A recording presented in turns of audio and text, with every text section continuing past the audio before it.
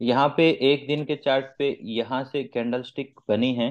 Candle stick ने ऊपर closing दी है। और ये एक दिखती हुई ग्रिड है। ठीक है। साफ दिखती हुई ग्रिड है जिसमें बायर्स अक्यूमुलेट होते हैं। ठीक है, रिटेलर बायर्स। तो मेरा कहने का मतलब ये है, क्या ये प्राइस एक्शन गलत होता है कि हमेशा हम इसको डाउन साइड ही देखें, या फिर ये सक्सेस भी हो सकता है? तो सक्सेस भी हो सकता है। सक्सेस हो सकता है। तो सक्सेस हो, देखो ये कैंडल स्टिक है, ये सक्सेस भी हो सकती है और ये फेल भी हो सकती है, दोनों चीजें हो सकती हैं। लेकिन कौन से प्लेसेस से सक्सेस करना मुश्किल होता है, जहां पे इसको रिटेलर अटेम्प्ट करता है वहां से इसको मुश्किल होता है सक्सेस करना। तो रिटेलर कंफर्मेशन के लिए क्लोजिंग देखता है। ठीक है। तो यहाँ पे रिटेलर अटेम्प्ट करा, यहाँ पे दोबारा से अटेम्प्ट करने का मौका मिला है, दो जगह रिटेलर को अटेम्प्ट करने का मौका मिला है। ठीक है। जिसको क्लियर नहीं हुआ, मैं रिकॉर्डिंग के लिए दोबारा से बोल रहा हूँ, सारी चीजें ध्यान कर लो। यहाँ पे स्मार्ट बाइंग होती है जिससे मार्केट पूरा पूरा स्विच होता है। ठीक है। मार्केट स्विच होता है, तो मेन स्ट्रेंथ इस जगह होती है। और इस जगह रिटेलर्स के भी ऐसे लाते हैं और स्मार्ट मनी के भी ऐसे लाते हैं। ठीक है, ये प्लेसेस और ये प्लेसेस, इसी प्लेसेस की स्ट्रेंथ पे मार्केट ऊपर बुल हुआ था, बुलिश हुआ था। ठीक है। यहाँ रिटेलर्स ने अटेंड किया, तो यहाँ से ये दिखता हुआ प्राइस एक्शन जो कि बुलिश दिख रहा है, वो जा नहीं सकता। या तो वो उसको डाइजेस्ट करके जाएगा, या फिर वो उसको फेक करके ब्रेक करके नीचे चला जाएगा। तो या तो उसको जस्ट एक क्यूआरटी रहने देगा, या वो सीएचएफ बना के सक्सेस करेगा। दो चीजें होगी रास्ते। या तो उसको सीएचएफ बना के सक्सेस करेगा, ऐसे सक्सेस करना मुश्किल होगा जहां रिटेलर इजी अटेंड कर पा रहा है। या फिर ये हो सकता था कि मार्केट यहाँ गैप अप करे, थोड़ा थोड़ा धीरे धीरे धीरे धीरे धीरे धीरे चेजिंग करते हुए, और चेजिंग का बन के ऊपर निकल जाए। तो वो वहां पे अपने को 10-15 मिनट स्टार्टिंग में साइन मिल जाता है। एकदम से नहीं भगेगा ये मार्केट। अगर गैप अप भी खुलता तो एकदम से नहीं भगेगा। एक कैंडल, डेढ़ कैंडल, एक दो कैंडल ऐसा थोड़ा छोटा मोटा ऊपर नीचे कर सकता है। उसके बाद वो एक डायरेक्शन पकड़ लेगा, लो ब्रेक भी नहीं करेगा अपना।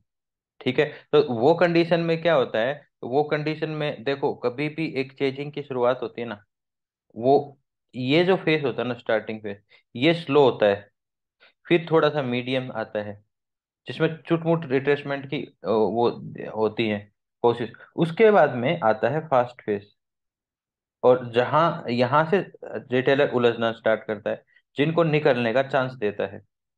यानी कि स्लो फेज के अंदर मार्केट में से निकलने का चांस देता है कि ये profit loss, profit loss, profit loss, loss profit, profit profit, loss profit, ऐसे करके चलता है।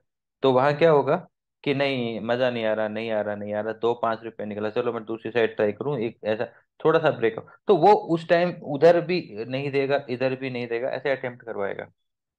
तो वो स्टार्टिंग होती है एक चेजिंग की, जिसमें उनको छेड़ा जाता है, ग्रीड फियर, ग्रीड फियर, बार बार। ठीक है।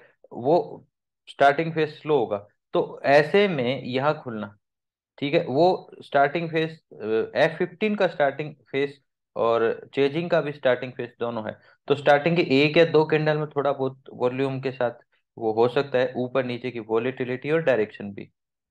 ठीक है। उसके बाद में रिजेक्शन देखे जाएंगे कि पहला रिजेक्शन फेल, दूसरा रिजेक्शन फेल। ये चेक किया कनेक्टर के साथ, आप ऊपर की साइड प्ले करना स्टार्ट कर दो, दो रिजेक्शन के बाद, ओनली दो रिजेक्शन चेजिंग में। एसएल एक ही कैंडल का, जो भी फ्री कैंडल मिले ऊपर की साइड प्ले। ये हो गया एक सिस्टम इसको प्ले करने का, कि मार्केट इसको डायरेक्टली सक्सेस कर रहा है विद चेजिंग।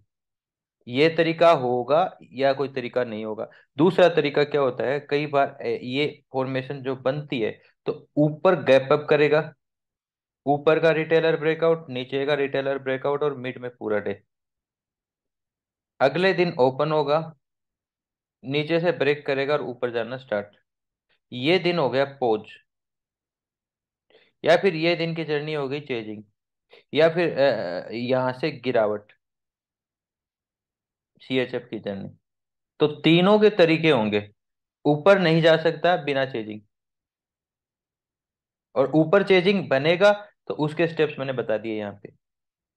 इनसाइड करेगा तो स्टार्टिंग में उसका इंडिकेशन होगा फास्ट मोमेंटम, पहले 2-4-5 मिनट में फास्ट मोमेंटम, दोनों ही साइड के। जैसे इधर काट दिया, इधर काट दिया, मैंने बोला रिटेलर ब्रेकआउट। फिर इनसाइड। डाउन साइड जाएगा, प्रीवियस डे चेंजिंग था, डाउन साइड के चांसेस ज्यादा बनते हैं। तब आपका पहला स्टेप होगा प्रीवियस डे का हाई या क्लोज, दोनों देख लो।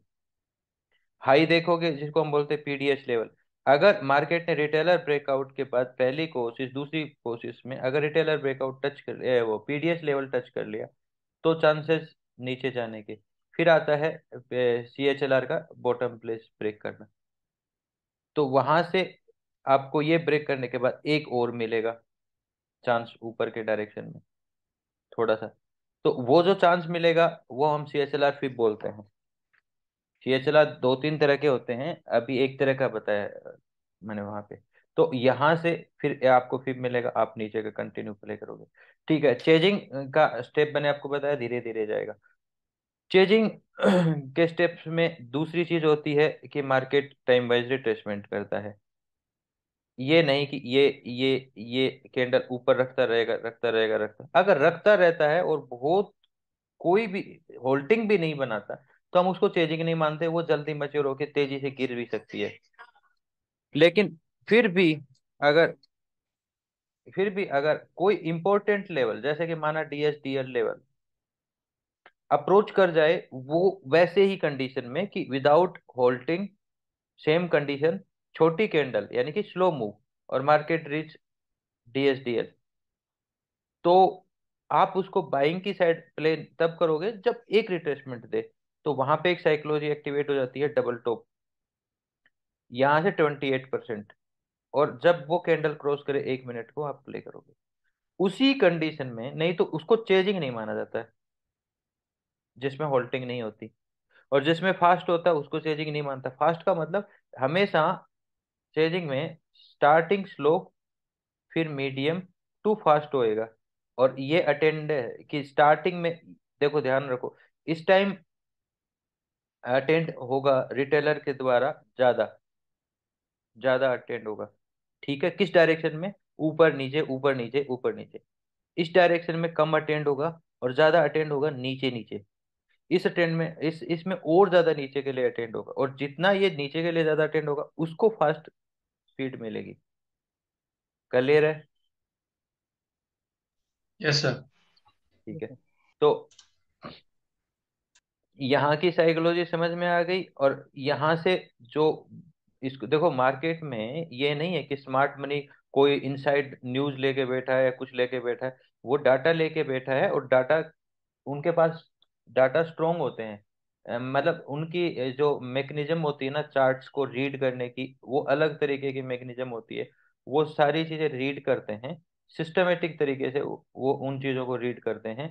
वो ग्रीड और फियर फ्लो जो रिटेलर का होता है ना, उनको रीड करने की अलग स्टडियां होती हैं, जो हम स्मार्ट वो बोलते हैं स्मार्ट मनी ट्रेडिंग। तो वो स्मार्ट मनी वाली जो हम करते हैं वो नहीं, उनके जो डाटाज होते हैं वो डाटा रिटेलर को रीड करने के ही डाटा होते हैं। याद रखो, स्मार्ट हमेशा रिटेलर को रीड करके ही ऊंचा बनता है, उसके बाद उसी की मैकेनिज्म होती है। तो यहाँ पे जो ग्रीड थी जो ट्रेप कर रही है, यहाँ पे जो ग्रीड थी जो ट्रेप कर रही है, और यहाँ पे जो ग्रीड है और उसके साथ डाटा बोल रहा है ऊपर के लिए, तो यहाँ अक्यूमुलेशन वो करते हैं। तो वो अक्यूमुलेशन करते हैं हैवी। ठीक है, तो वो अपने आप को प्रोटेक्ट रखेंगे, यानी कि उसके नियर आने भी नहीं देंगे। अब आप ये देखो कि वो प्लेस क्यों स्मार्ट बन सकता है। पहली बात, बन गया और ये हो रहा है, तो हम बोल रहे हैं कि स्मार्ट है, ये स्मार्ट बाइंग है। ठीक है, ये रिटेलर बाइंग है, ये रिटेलर बाइंग है। अब बोला इसलिए क्योंकि ये यहाँ से रिवर्ट किया। आप बोल सकते हो कि ये प्लेस ऐसा था जो इसको कर रहा था उस रीजन से भी, लेकिन मैंने क्या कहा, वो देखता है ग्रीड और फियर। तो यहाँ पे जो ब्रेक आया और इसका जो सीएचएफ लेवल आया था, या इस लेवल को या पिछले वाले लेवल को, वहां पे आ रही अगेन ग्रीड, ये ठहराव के बाद आ रही अगेन ग्रीड, उसके आसपास वो अक्यूमुलेशन कर रहे हैं। तो रीजन है, मतलब एक्सट्रीम। चाहे हम इसको इस तरीके से देखते हैं, फ्री कैंडल ब्रेक करना, अगेन दूसरी ट्राई में आना, हम इस तरीके से देखते हैं। वो भी शायद इसी तरीके से देखता होगा, हमें नहीं पता। लेकिन वो जब देखता है तो वो क्या देख रहा है? ग्रीड और फियर देख रहा है। तो यहाँ पे एक हैवी ग्रीड दिख रही है फॉर सेलर विद बॉटम। और with fast area, fast area में है ना। ठीक है, और उस जगह पे उस बेसिस पे वो अक्यूमुलेट करता है सेफ्टी के साथ में। कुछ एक्यूमुलेशन हेजिंग के साथ होती है, फ्यूचर ऑप्शन हेजिंग, फ्यूचर के साथ ऑप्शन हेजिंग। तो वो जो यहाँ बाइंग हो रही है वो इंटेक्ट करती है मार्केट को ऊपर के लिए। तो ये जो स्ट्रेंथ है, ये स्ट्रेंथ कटनी नहीं होती, ये ट्रेपिंग की स्ट्रेंथ नहीं है, ये जो एक्यूमुलेशन है ये ट्रेपिंग के लिए नहीं है। तो इसका मतलब ये है कि मार्केट निकालेगा तो सिर्फ इनको, छान के बाहर फेंकेगा तो इनको, इसको नहीं, क्योंकि ये रियल स्ट्रेंथ है जिसके बेसिस पे ये प्राइस एक्शन एक्यूरेट हो सकता है। अगर ये रॉन्ग होगा, मार्केट देखो इस प्लेस को डिट्टो टच करके यहां से भी तेजी से ऊपर भाग सकता है। ध्यान रखना, इस प्लेस पे ये रिटेलर ब्रेकआउट को लेके भी भाग सकता है, क्योंकि अगर इस प्लेस से पहले अगर कोई मोमेंटम शार्प आ रहा है चार्ट पे, पोज के साथ, यानी कि फीबो पार्ट के साथ तेज आ रहा है, तो वो प्लेस कहीं ना कहीं फोमो प्लेस है, और वो प्लेस कहीं ना कहीं रिटेलर का सेलिंग करने का एरिया है, जो स्मार्ट मनी के लिए एक चांस है। कि जैसे एक फाइटर होता है ना, स्मार्ट फाइटर मान लो, और वो दूसरे को फाइट में हराए, तो वो उसकी पावर को कैसे यूज ले, ये इधर फ्लो दे रहा है तो वो इसी फ्लो में इसको गिरा दे, तो यानी कि स्मार्टली। तो अब यहाँ पे उसको फ्लो मिल रहा है, रिटेलर की पावर मिल रही है, एक फीबो पार्ट को ब्रेक करते हुए इसको ब्रेक करने से पहले लास्ट सरफेस में पावर मिल रही है, उसी पावर का सहारा लेते हुए वो ट्रिप कर जाए, यानी कि अब अपनी पावर सही प्लेस पे लगा दे। उसको क्या चाहिए, पैसा। भाई स्मार्ट मनी को क्या चाहिए, पैसा। पैसा कौन देगा, जो फंसेगा, जो फंसेगा उसके अकाउंट से पैसा निकल के आएगा स्मार्ट के पास। वो ये थोड़ी कि वो बायर बन जाए तो पैसा आएगा। तो अब वो फंसा है, तो उस टाइम जब प्रीमियम आ रहा है तेजी से, उसी टाइम पे जस्ट वो वार करता है, हिट करता है ग्रिड में तेजी से, जैसे कि यहाँ पे हिट किया, तो वो यहाँ पे हिट करेगा, तो आपको यहाँ पे दिखाई देगा वॉल्यूम, और वो वॉल्यूम होगा जिस रिटेलर वाले तरफ से पावर, और अब स्मार्ट उसको यूज कर रहा है इसको किक करने में। तो ये हमारा स्मार्टली सीएचएफ एरिया हो गया प्रीवियस प्राइस एक्शन का, और मार्केट वहां से ऊपर जाना स्टार्ट हो सकता है। तो इस प्लेस को हम फिर क्या बोलेंगे, ये प्रोसेस अगर आपको यहाँ पे देखो, अगर आप इसको डीपली देखो ना हर एक टाइम फ्रेम पे जाके सिस्टमेटिक, तो ये एरिया आपके लिए बन सकता है, बन सकता है का मतलब मैं यहाँ बायर नहीं हूँ, ये मत मानना। तो ये बन सकता है आपका S T A, may be possible S T A, probably, क्योंकि 100% तो नहीं बोल सकते। तो ये एक चांस हुआ बेटर आपका अटेम्प्ट करने का, एक चांस हुआ इस एरिया के ब्रेक पे नीचे के लिए अटेम्प्ट करने का, जिसमें ऊपर की ट्रेप जरूर चाहिए। अगर मार्केट चेजिंग भी आता है तो एक अटेम्प्ट ऐसा जरूर चाहिए जो इसकी पावर को ब्रेक करा दे और रिटेलर उससे बच जाए। ठीक है, तो उस जी सर। चीज का ध्यान रखना होगा। ठीक है, जैसा कि हमने पिछले हफ्ते देखा था कि ये वाली कैंडल से मार्केट डायरेक्टली इस लेवल को ब्रेक करके ऊपर नहीं जा सकता, क्योंकि रिटेलर को इनवाइट किया हुआ है, जैसा कि रिटेलर को इनवाइट किया हुआ है। अभी आप हाँ, ये नेक्स्ट वीक वो वीडियो शूट हुआ था 16 तारीख को, ये वीडियो अब इस वीक के एंड पे से शूट हो रहा है, सैटरडे संडे के दिन।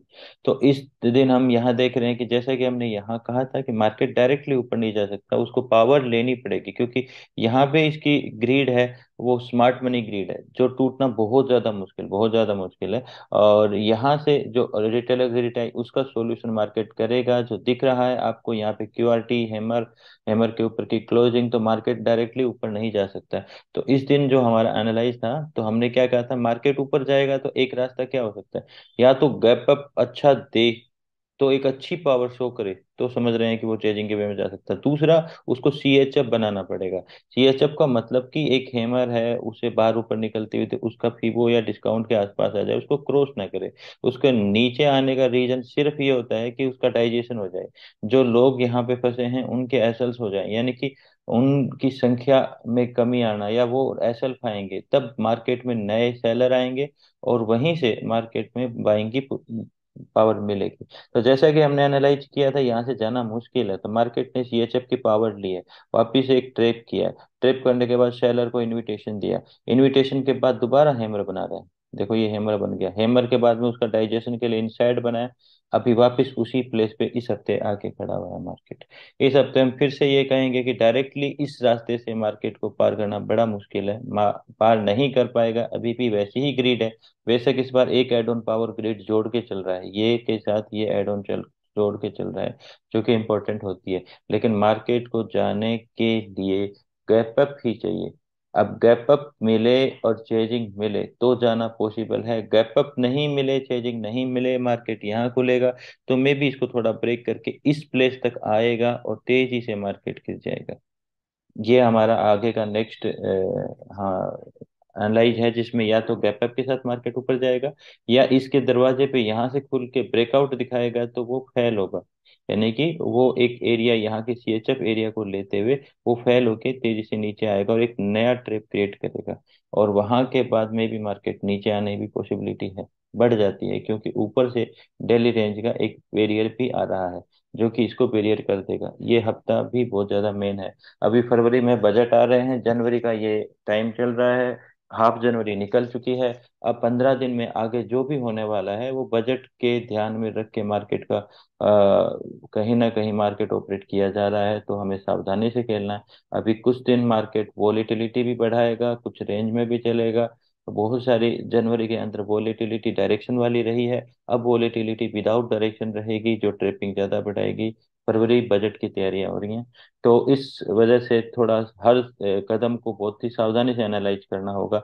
यहाँ की जो स्ट्रेंथ है वो बहुत हैवी स्ट्रेंथ है, ये स्ट्रेंथ अगर मार्केट इसको कट करता है किसी कारण से तो यहाँ बहुत जबरदस्त प्रीमियम मिलेगा, क्योंकि राइटर्स के एसएल रखे हुए हैं जो कि वीकली चार्ट पे देख रहे हैं तो एक पॉसिबल लग रहा है कि ये करेगा।